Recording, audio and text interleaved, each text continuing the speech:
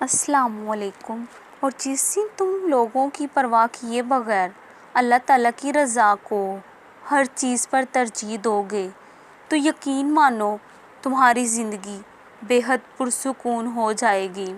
اور یہ تو اللہ تعالیٰ کا وعدہ ہے کہ وہ کسی ذی روح کو اس کی بساط سے بڑھ کر نہیں آزماتا۔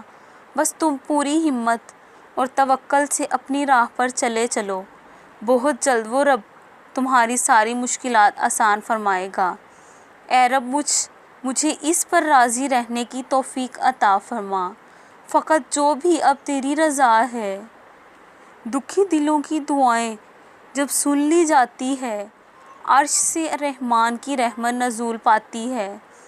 تو وہ دیکھتا ہے جو ہے نگاہوں سے اوجھل میری، جو دکھتا نہیں مجھ کو نہ ہی میرے سمجھ آ رہا ہے۔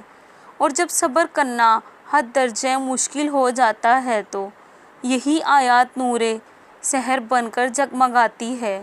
ان اللہ مع الصابرین، بے شک اللہ صابروں کے ساتھ ہے۔